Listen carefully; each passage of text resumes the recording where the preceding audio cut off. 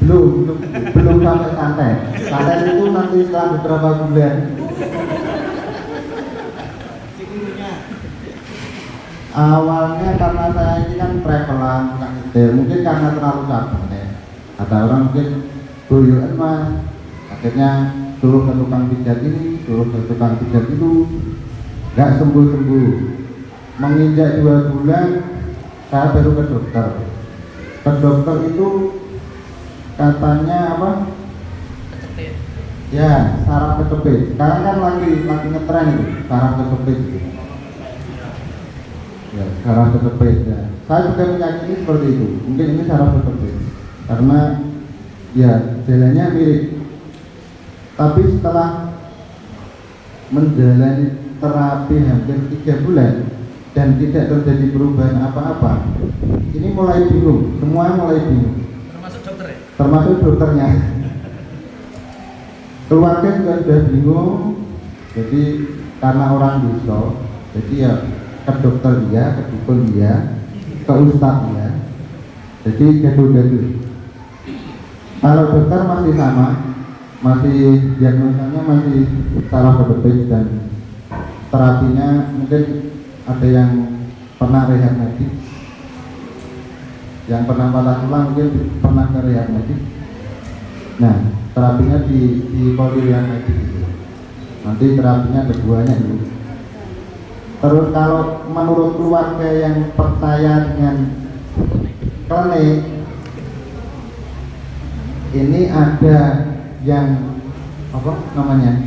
Bukan santet, tidak se ekstrem itu. Ada yang masang. Ada yang masang. Terus sama terakhir itu yang obat non medis itu diterapi sama orang Madura itu boleh. Itu gimana ya menurut saya? Itu kayak dilap minyak sekudur utuh dan tidak boleh gerak. Dengan satu catatan lagi, gara-gara sakit ini saya itu tidak bisa bergerak sama sekali. Jadi istilah yang bisa itu jadi kembang bayang. Jadi pipis ya di tempat, berak ya di tempat. Saya mau apa namanya mereng saja, itu sakitnya minta ampun. Benar-benar sakit loh. Kalau jadi mau apa-apa itu ya dia tetap di tempat tidur. Kalau mau misalnya mau ke dokter atau apa itu harus mendatangkan keluarga sana keluarga sini untuk gotong. Masalahnya seperti itu. Terus akhirnya di bulan ke-6, kalau di bulan ke-6 itu oleh dokter Mei, dulu dokter yang menerapi saya itu dokter Mei dia itu yang rehab medik itu disuruh MRI atau entah silatnya scan lah, scan biasa dengan scan. Dan ternyata apa, setelah scan itu sama Profesor David itu sebenarnya ini sakitnya sederhana, Anda cuma terkena TBC. Tapi sayang TBC Anda itu bertempat di tulang belakang dan sudah menghabiskan satu ruang ini kan ini beberapa ruang ya. Belakang ini ada satu ruang itu yang dikamploki TBC itu dan tulangnya rusak. Nah ini bisa dijadikan catatan buat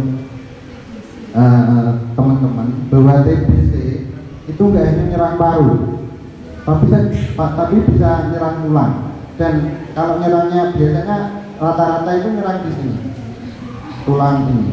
Cuma di kasus saya ini di tulang belakang, maka efeknya itu benar-benar dahsyat sekali lah, karena harus benar-benar nggak bisa bergerak sama sekali. Setelah itu maka pilihan terakhirnya dari Profesor David waktu itu adalah kalau Anda berobat maka harus benar-benar bed progres selama sekian sekian bulan dengan catatan itu belum tentu nanahnya itu yang di sini itu bersih, dan satu-satunya pilihan untuk membersihkan nanah yang ada di punggung ini itu dengan operasi. Nah, waktu itu untuk memutuskan operasi itu butuh waktu sekitar 2 bulan, karena taruhannya nyawa, atau paling tidak seakan ini sensitif sekali ya, tulang belakang ini sekali salah bedah resikonya adalah kelumpuhan total dan tidak bisa diperbaiki lagi. Maka butuh waktu sekitar 2 bulan untuk memutuskan ini operasi atau enggak. Terus saya akhirnya karena sudah tidak betah dengan sakitnya, ini saya memutuskan untuk mau dioperasi. Setidaknya dengan saya dioperasi nanti orang-orang lah bisa ditaruh di kursi roda dan nggak ngerepoti istri saya, nggak ngerepoti mertua saya, ibu saya. Catatan lagi, saya tinggal ikut mertua.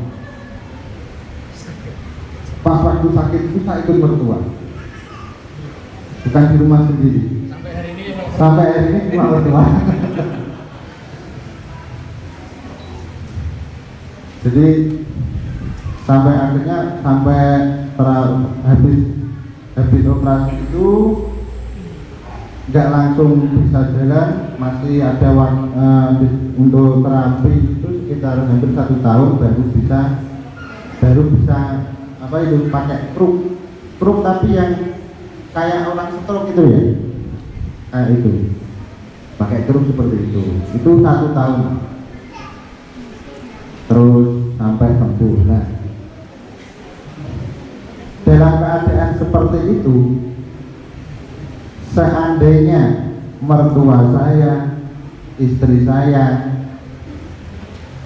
ini tidak mensupport, tidak mendukung, tidak apa ya, mungkin saya sudah katakan bunuh diri beneran. Sampai suatu ketika itu saya pernah pengen berdoa, ya Allah, kalau ini tidak selesai sudah mati aja. Kalau ini masih gini terus sudah mati aja, nggak apa-apa. Daripada ngerepoti, saya itu cuma kalau mikir diri sendiri itu nggak apa-apa. Cuma saya melihat istri saya, melihat ibu saya, melihat mertua itu sudah nggak tega dengan kerepotan mereka ngerumah saya. Sudah nggak tega lagi. Waktu itu istri masih kuliah di UIN, baru melahirkan, ketanda KKN, dan alhamdulillah pas KKN itu koordinatornya Kak Budi. Jadi istri saya waktu itu saya titipkan Kak Budi. Jadi kalau biasanya KKN itu harus hadir dan lain sebagainya, karena koordinatnya Kak Budi ya saya minta izin untuk beberapa waktu bisa hadir, untuk acara-acara tentu bisa hadir. Dan alhamdulillah seperti apa ya, seperti keajaiban. Nah, dan itu baru saya sadari setelah saya sembuh. Setelah saya sembuh itu baru menyadari bahwa perjalanan ini seperti keajaiban. Bagaimana enggak waktu sakit itu otomatis nafkah untuk istri saya dan keluarga itu benar-benar terhenti total, dan yang ada hanya pengeluaran. Tapi alhamdulillah ya ada. Misalnya waktu itu istri saya bikin apa itu lahir, bikin apa kerajinan apa lahir, ya ada saja.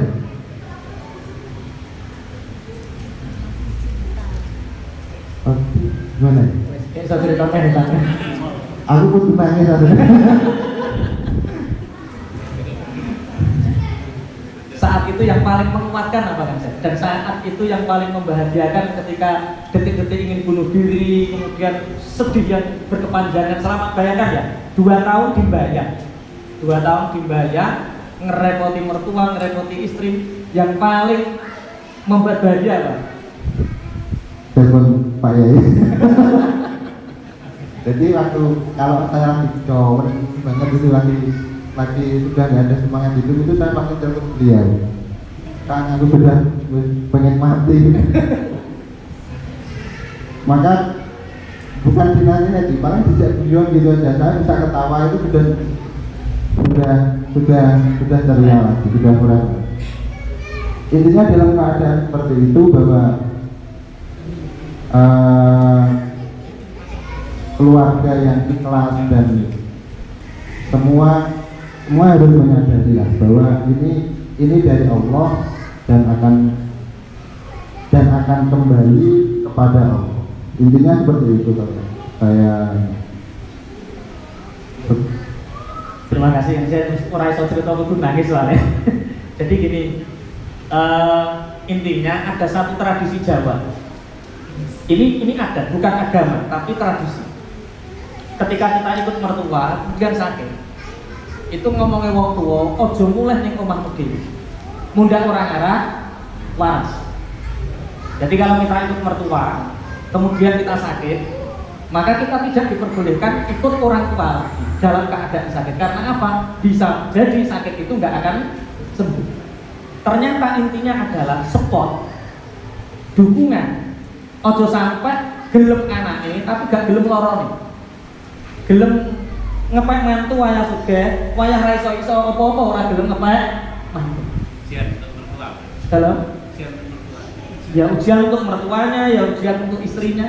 Makanya Kanzir saya ngomong untuk memberi inspirasi bahwa ternyata ujian itu seberat apapun ketika dijalani dengan sabar, insya Allah akan mencapai kebahagiaannya. Allahumma. Yang kedua ini Cak I. Dulu ini wah kalah kalau ke Kalimantan gua apa Cak I? Kursi. Bawa kursi itu apa naik kursi peti kemas itu? Enggak nih. Enggak, dua-duanya ada Oh, betul. Nah, dan ini kalau setor kursi ke Kalimantan itu pakai apa tadi? Kontainer. Itu miliar. Tapi entah kenapa tiba-tiba kok hutangnya banyak, tiba-tiba ngaji dan semua tiba-tiba. Dan kemarin 3 minggu kemarin tiba-tiba lunas. Mungkin kalian bisa ceritakan. Ini ujian yang berupa kebantuan ya. Jangan ditiru, jangan ditiru. Mohon dari. Assalamualaikum warahmatullahi wabarakatuh.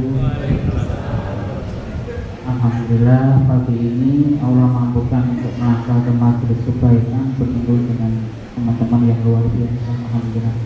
Terus terang saya kaget foto Pak Yai yang enggak ngoper, enggak tanya dulu kok saya, padahal masih banyak sebenarnya.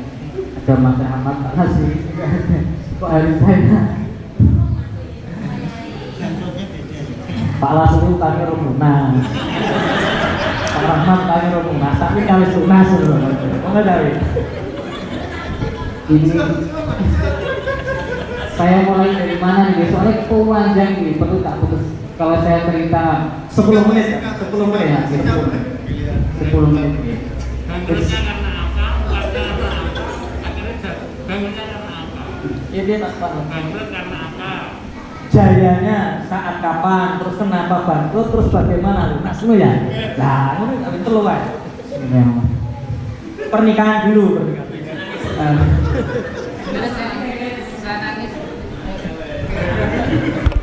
Urung cerita wis nangis wis lagi piye?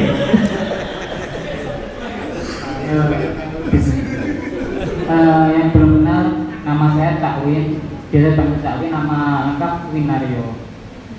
Kalau mungkin di jalan kalau ada yang manggil Yo, ya itu pasti teman yang gak jelas.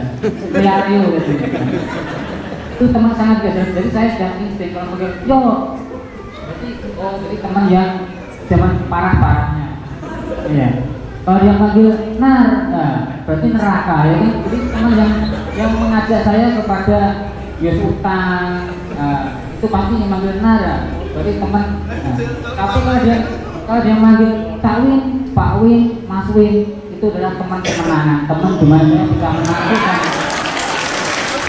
Teman gimana sahabat saya menentukan saya, yang menguatkan saya untuk jalan ke yang lebih baik.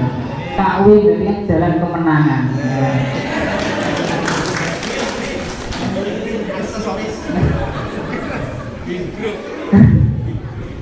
Saya menikah tahun 2008 dengan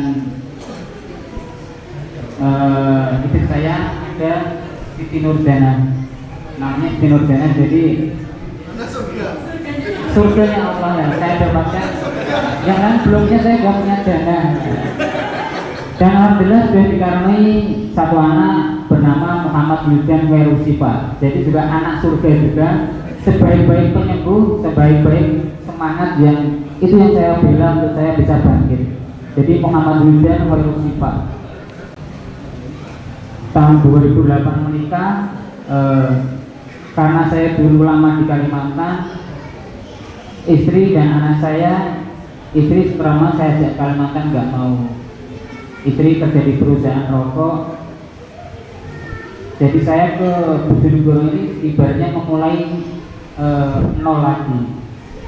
Dulu udah di Kalimantan, sudah jalan, di rumah nol lagi. Yang perintis waktu itu pertama saya nebas gabah, jualan beras, pokoknya spekulasi. Yang mimpi saya kalau saya mengeluarkan uang sekian pasti untungnya sekian. Jadi hitung-hitungannya itu logika, pakai logika terus. Dari nebas gabah rugi puluhan, sampai mungkin dulu itu gabah 21 ton itu keluar tambahnya karena nggak bisa buang. Pinter olahan gak pinter akal deh. Karena terlalu numpuk, hujan terus, kalau diproses jadi kecap. Kalau Pak Asuri mungkin lebih paham. Itu juga out, kebetulan hutang lagi. Selesai itu saya ketemu teman ke rumahnya karena insting bisnisnya kuat, ada kesempatan, ada peluang saya ambil, yaitu jualan kursi bambu. Di sini dulu modalnya itu kalau saya hitung itu murah, 200.000 dulu. 200.000 saya jual di sini ya kadang ya 300, ada yang lebih. Tapi kalau di Kalimantan bisa berlipat. Kalau di Bojonegoro itu harganya sekian, ini kalau Kalimantan dengan karakter orangnya seperti itu kan sudah paham karena sudah lama di sana. Jadi ini orang Bugis, orang Banjar. Nah, yang satu kalau ketemu orang Jawa, nah, malah. Jadi kalau di sana jualnya berlipat, bisa 3 kali lipat, 4 kali lipat. Jadi Ada uangnya tadi. ada uangnya. Mulai 2010 itu sudah mulai ke Kalimantan bawa kontainer. Itu berapa miliar itu? Satu kontainer, 2 kontainer berapa miliar? Sebenarnya belum sampai miliar, mungkin ya ratusan juta. Tapi kan pirang-pirang konten itu miliar. Kan Nah, itulah bedanya Pak. Jadi saya tahu uangnya, tapi nggak tahu kemana uangnya. Jadi sampai sekarang tuh bingung. Tapi itulah cara Allah, istilahnya mengembalikan kita. Kalau kita mikirnya logika, hitung-hitungan itu nggak masuk akal. Akal kita yang nggak masuk ini. Jadi Uangnya ada, tapi nggak tahu kemana. nggak tahu. Sampai ada yang bagian megang uang teman saya itu, uang itu dimasukkan ke kantong tas, tapi tas jelek. Sampai tas itu ketinggal di pos ronda itu nggak ada yang ngambil. Padahal itu uang puluhan juta. Karena apa ya? Dikira ya uang orang gila. Karena kita jualannya di Kalimantan nganter-nganter itu kan nggak Berarti mata net itu enggak. bangkrote itu wayah dodolan gabah atau dodolan kursi? kursi sama gabah. Nah kursi itu karena dari sini dari Bojonegoro dibawa ke sana itu untungnya banyak. Ini kalau saya buat di Kalimantan dengan bahan dari sana pasti untungnya lebih banyak. Jadi di sana itu nebas bambu. Di Kalimantan ada bambu tak tebas itu semua. Bawa tukang dari sini. Setelah bambu ditebang semua, ongkos tukangnya mahal. Ternyata bambunya tidak bisa dibuat untuk bambu. Oh, lah kuwi to duwe yo yang ini kuwi tak duwe. Bambunya kadar bambu di sana sama di sini beda. Di sana kadar airnya tinggi. Kalau dibuat kursi mampus. Jadi dimakan kotor, dimakan bubuk. Itu awal mula bangkrut. Mulai terasa itu. Tapi sampean syukuri bangkrut itu. Belum, masih ngeyel.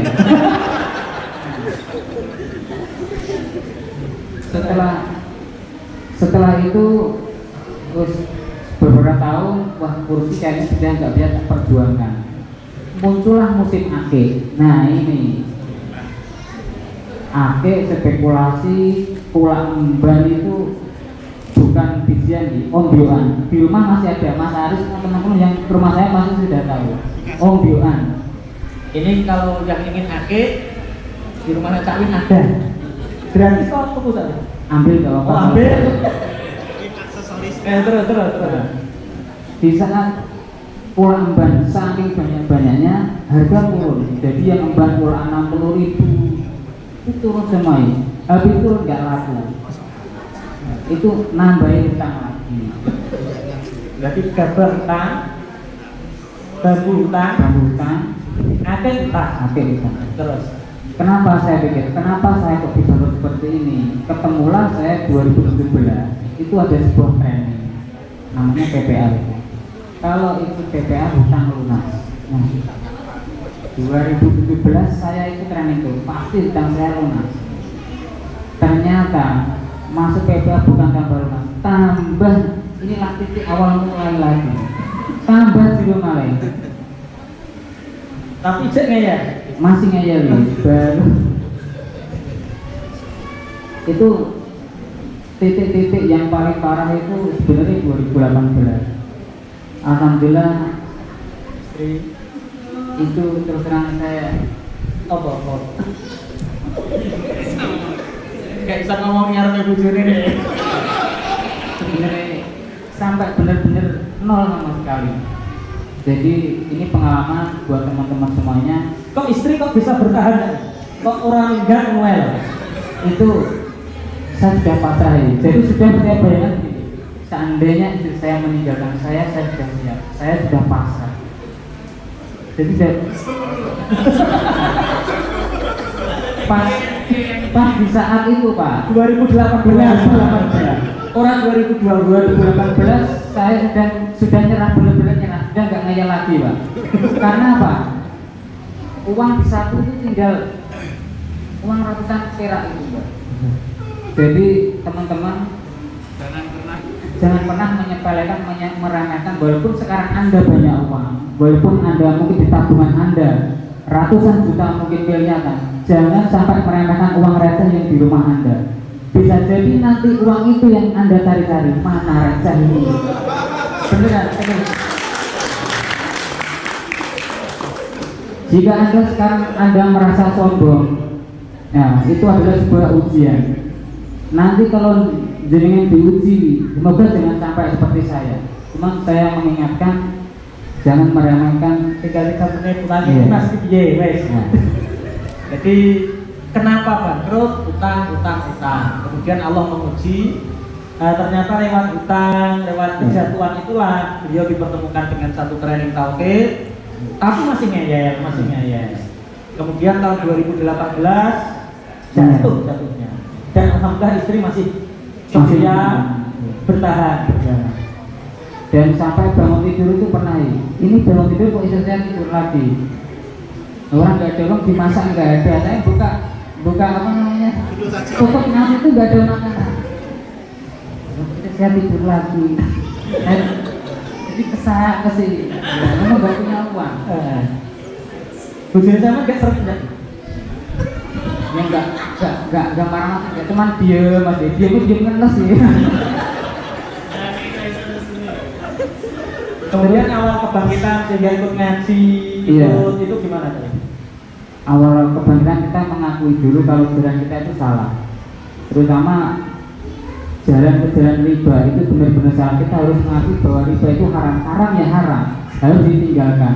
Jadi hutang itu mau hutang 10 juta, ratusan juta sama miliaran itu rasanya sama, nangisnya sama. Ya. Yang membedakan adalah kondisi dan nominalnya. Jadi yang utang 10 juta mau bunuh diri ada karena saya menghadapinya. Yang ratusan juta sama nangisnya, yang miliaran nangisnya sama sampai meja itu terbang. Tahu orangnya dari sini apa enggak ini? Ya. Jadi rasanya itu sama, yang membedakan adalah nominal dan kondisinya. Nangisnya teriaknya sama. Ya itu mungkin ya pengalaman. Sampai 2 menit kebangkitannya karena 2 menit ya. Nah ini kebangkitan kita mengakui, terus ada masukan dari Pak Yai. Jika kita ingin bahagiakan orang lain. Jika ingin kita lunas, doakan orang lain. Jadi banyak doakan teman-teman yang hutangnya belum lunas. Sebut namanya, doakan dalam doanya, doakan dalam doa jenengan setiap sholat. Terus tebar manfaat, tebar kebaikan. Kalau belum bisa berbagi dengan materi, berbagilah dengan ilmu yang Anda miliki. Jika belum bisa berbagi dengan ilmu yang Anda miliki, jadilah pewasilah yang amanah, menyampaikan kebaikan. Mungkin seperti itu. Dan untuk lunasnya itu, lunas itu sebenarnya sebuah bonus, sebuah bonus dari apa yang kita lakukan. Jadi lunasnya kemarin itu karena saya tuh sebenarnya nggak punya aset itu punya kakak saya, sertifikat atas nama kakak saya. Saya sudah menyerah, ya Allah, jika memang tahun 2020 ini kau lunaskan hutang saya, bagimu itu mudah, dengan kamu pasti saya yakin engkau lunaskan. Jadi saya pasrah seperti itu, dan tidak lama kakak saya menyetujui, bilang yaudah terus dilunasi hutangmu, nggak apa-apa. Semakin kita pasrah, jalan itu terbuka lebar. Mungkin tadi ya, kalau ingin hutangnya lunas, doakan orang lain dulu. Banyak doakan orang lain dulu. Akui dulu pertama ya. Akui jalan kita salah dan banyak doakan orang lain. Jangan merahkan sesuatu yang kecil. Aplaus untuk kali ini. Ini dua kisah yang berbeda. Ujiannya Kang Zen ini sakit, ujiannya Cak Min itu sebenarnya ujian Cak Min itu bukan hutang, ujiannya kesombongan dirinya. Dia yang hutang, Gusti Allah menyauri. Tapi alhamdulillah 2018 Allah. Jadi sebenarnya ketika Allah mencintai kita ya, kesabaran Cak Min dan mengikrar, mengakuinya inilah awal titik kebangkitannya Cak Min sehingga 2020 hutangnya lunas. Kemudian yang terakhir Kak Budi, ini 15 menit, saya masih punya waktu 1 jam Kak Budi nanti. 15 menit untuk Kak Budi. Kak Budi ini suami dari Mbak Sayu, tetangga saya, sama-sama Mayangkawis, cuma beliau duluannya Bungkal. 1 tahun yang lalu Kak Budi ya, beliau mengharapkan seorang putri, alhamdulillah terkabul putri yang cantik namanya Kamila. Dan beliau memperjuangkan bagaimana ketika itu, walaupun saya nggak kenal ketika itu saya nggak kenal Kak Budi, cuma sering diceritani Mas Baim, teman saya tak ini tak gini. Saya tahu WA-nya itu ya karena sering pesen apa seafood ke beliau, jadi nggak kenal. Justru pertama kali muadah itu di rumahnya Abu Samsudin di Sumberjo. Oh ini yang namanya Kak Budi. Sering ketika beliau memperjuangkan Kamila ini, memperjuangkan anak, sering saya support. Perjuangkan Kak, apapun hasilnya pasrah. Kata-kata perjuangkan itu terus saya tekankan. Kadang-kadang 2 minggu sekali ketika beliau saya tahu ada donasi ke Jakarta atau kemana, tak WA, doakan dan perjuangkan. Apapun hasilnya serahkan kepada Allah. Walaupun mungkin 1 kata 2 kata itu tidak dihiraukan, minimal saya pernah ikut ambil bagian. Ambil bagian apa? Menyentuh seseorang untuk Kang Zen juga gitu. Ketika sakit saya sering nelpon. Pokoknya istiqomah, seminggu pisan, seminggu pindah. Pokoknya kalau ada lagi in, maksudnya lagi in tinggal telepon langsung tak telepon. Padahal saat itu tuh pulsa masih mahal, urung WA soalnya, urung tapi alhamdulillah sering. Jadi banyak sehat, aku jarang rono. Tapi ketika dulu sakit, 2 minggu sekali, mesti rono perkara apa? Nek ketemu aku iso guyu sih. Gue dianggap pelawak, gue kan gak ngerti aku ya. Tapi alhamdulillah lah. Ini selanjutnya Kak Budi, bagaimana cerita beliau diuji oleh Allah lewat anaknya dan bagaimana memperjuangkan Kamila itu.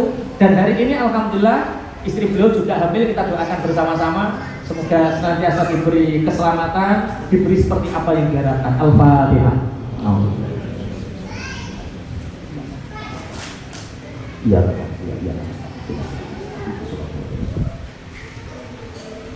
Terima kasih, monggo Kak Budi. Assalamualaikum warahmatullahi wabarakatuh.